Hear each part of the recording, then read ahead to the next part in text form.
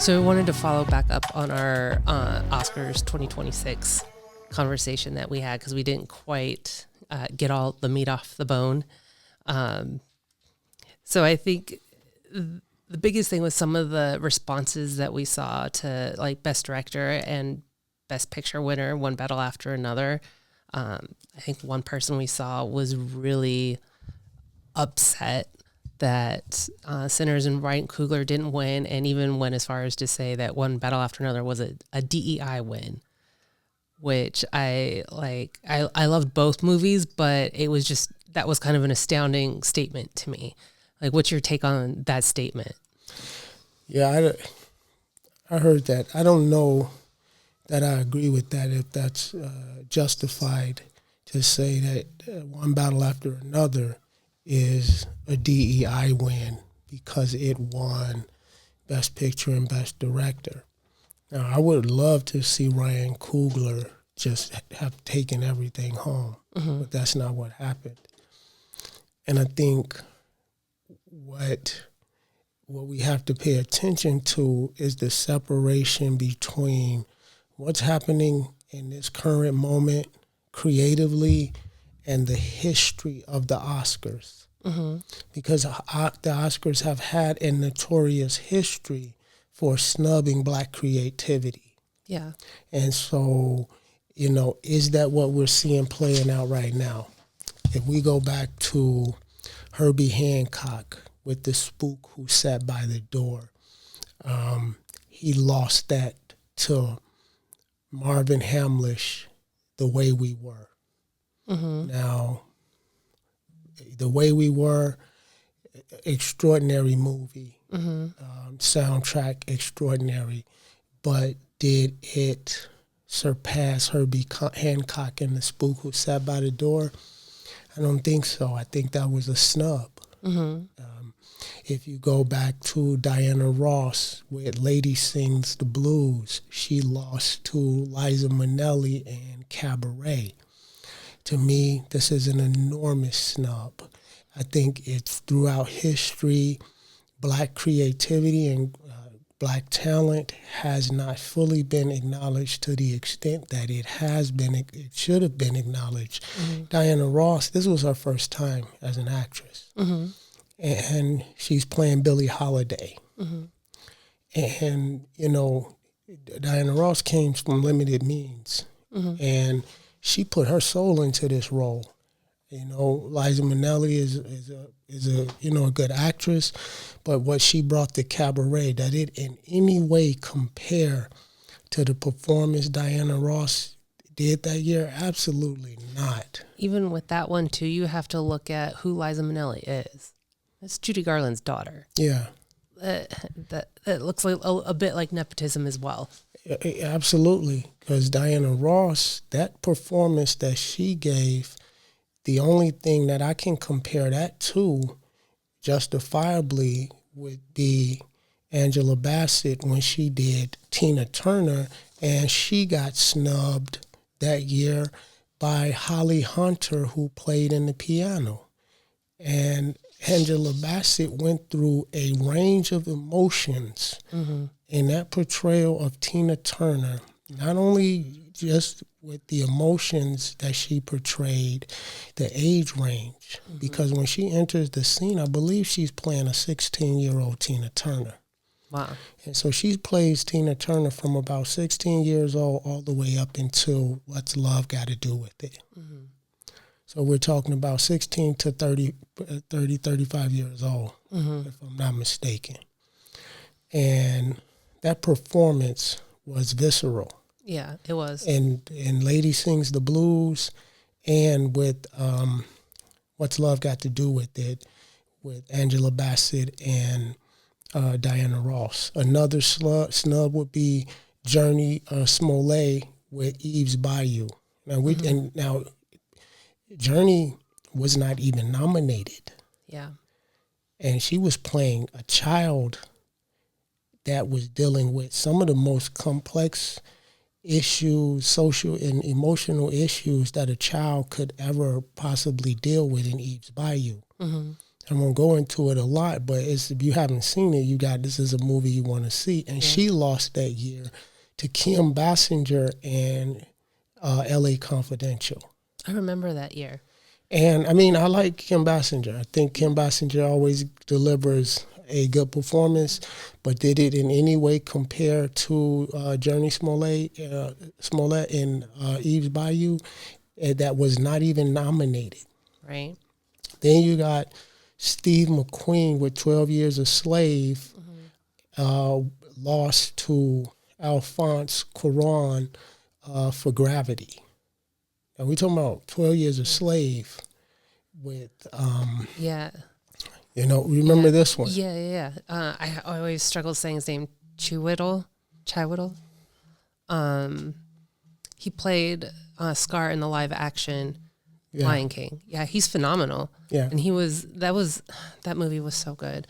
Lupita got it that year, though, didn't she? Yeah, but Steve McQueen did not get director or best picture. And he should have absolutely gotten it. Yeah. And he lost to Alphonse, who directed Gravity, which was basically about this was a spectacle. That was Sandra Bullock, wasn't it? Yes, but the movie Gravity was an extraordinary movie in terms of technology and but it had the emotional range that and the level of directing that was put into 12 Years a Slave and the issues that were handled. That's absolutely a snub. Yeah. Then another huge one to me was Lakeith Stanfield. He got no recognition for Judas and the Black Messiah. Yeah. Now, honestly, out of all the snubs, and there's been a lot, because we haven't gotten to Denzel yet. Right. Lakeith Stanfield, that's the biggest snub to me. Yeah, that role, like the way he captured, I forget the name of the character he was playing, but that, like the recognition of what he'd actually done. And this guy said he needed therapy after that role. Yeah. And just watching him on the screen and what he had to go through, not just what he needed to pour into this character, knowing he was going to betray Fred Hampton and cost Fred Hampton his life, but Lakeith himself knowing the history of it from our modern perspective, looking back through that lens and still having to tap into this emotional compass and deliver a performance. One of the biggest snubs in history, in my opinion. Yeah. And then you've got DMX, who played Tommy Bonds in Belly. He did not even get a nomination for this. And not only should he have gotten a nomination, he should have gotten the win for Tommy Bonds. If you know anything about that environment that Tommy Bonds comes from and what that world is like, DMX wasn't acting. You see what I mean? You were almost looking at his character as a documentary. Yeah. Yeah, and if you come from that environment, then you know he deserved the Oscar. There was no acting there. Another snub, Alfre Woodard in Crooklyn. Yeah. She plays a black mother. She lost that year to Jessica Lange in Blue Sky. And I love Jessica Lange. She's a great actress. But what Alfre Woodard brought to that stage as playing this black mother in the 1970s and the range of what it takes to be a mother, and not just a mother, but one in that era and to be an African-American mother. Yeah. With the challenges, like she makes the hair on the back of your neck stand up with that. Sam Jackson in Pulp Fiction. Yes. He lost to Martin Landau with Ed Wood, who played Ed Wood. And now Sam Jackson, his character, he's playing a hitman that goes through an existential crisis. Right. And not only that, the scripture he quotes in there, Ezekiel 25:17. This is now one of the most quoted moments in cinema history. Yeah. Because of Samuel L. Jackson. He made this character come to life. That moment when he's in that room with those boys for the first time, and he's about to blast them off like that, like you're in that room with him. Yeah. The dining scene, you're there with him. Every conversation in the car, you're in that car with him and John Travolta. Yeah. That's one of the biggest snubs in history to me. You know, another huge one is Jeffrey Wright in Basquiat. He lost that year to Jeffrey Rush in Shine. Now, Jeffrey Wright didn't even get a nomination for Basquiat. And I gotta say, for me, Jeffrey Wright is one of my all-time favorite actors. Yeah. Anytime you see this guy on screen, you might as well be looking at a documentary. Every single thing he does is like next level. And that's for the majority of these guys. But there's something, to me, there's something otherworldly about Jeffrey Wright. It's always, he always has. He's really authentic to like whatever role he's doing. Like you don't catch him acting. He's otherworldly. Yeah. To me. You cannot catch Jeffrey Wright acting. And he plays these parts that are so subtle and that are so easy to catch the actor there. And you won't catch Jeffrey acting.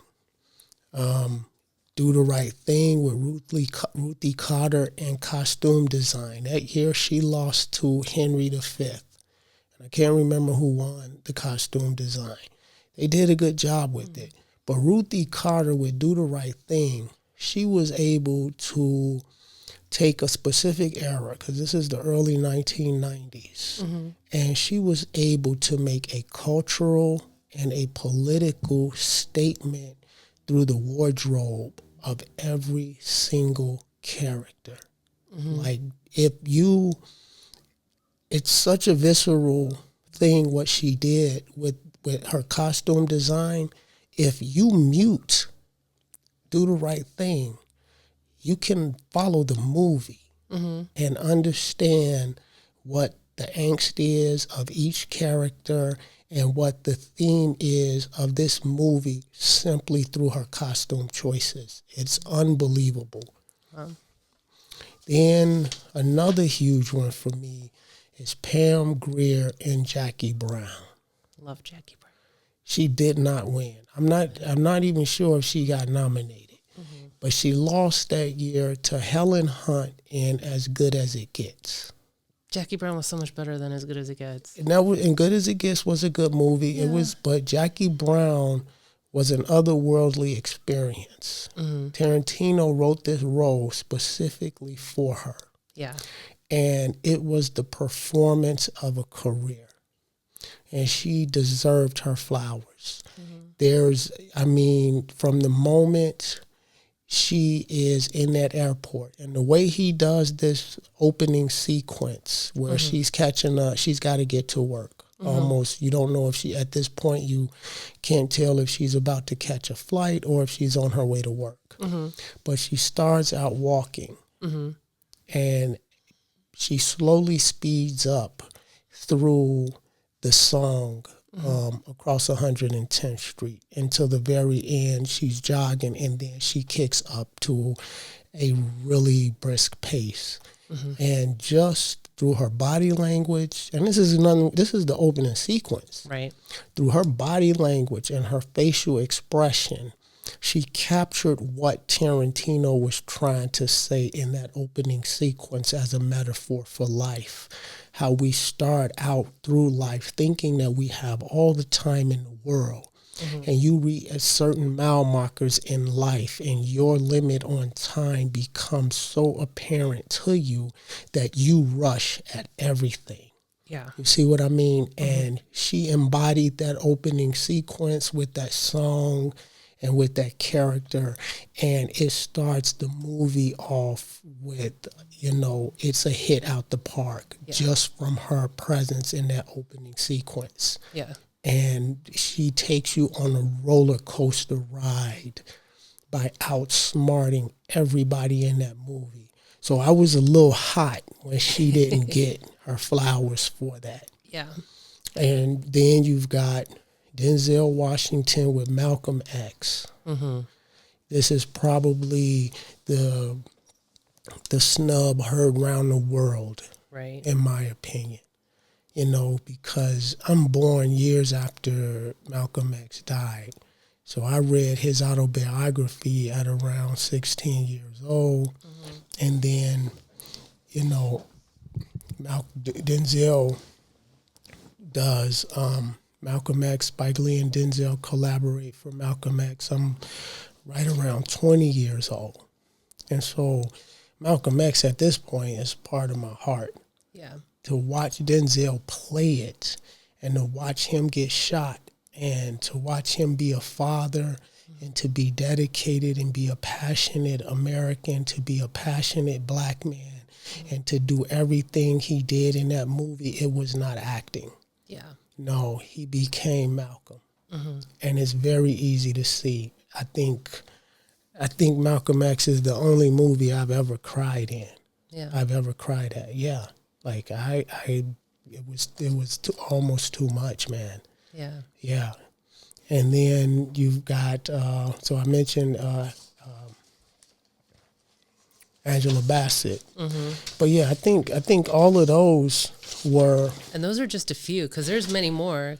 Oh, yeah. A few years ago, it's probably been over 10 now, was it Jada Pinkett boycotting the Oscars, Oscars So White, because Will didn't get nominated for Concussion. That was a movie about one of the doctors wanting to expose concussions through the NFL and stuff like that. Yeah, I don't know that I agree with that snub or not. I just made a list of the snubs that I definitely agree with, and so those, to me, are definite snubs. So now you have Hollywood with this history of snubbing black creativity, and now we come to this moment where Ryan and Sinners has 16 nominations. It's a record. It's a record nomination, and he's up against Paul Thomas Anderson. Paul Thomas Anderson and One Battle After Another. And is this a snub? Was that a snub that he didn't take that home? Let's say that for part 3. The yeah, we're gonna say that.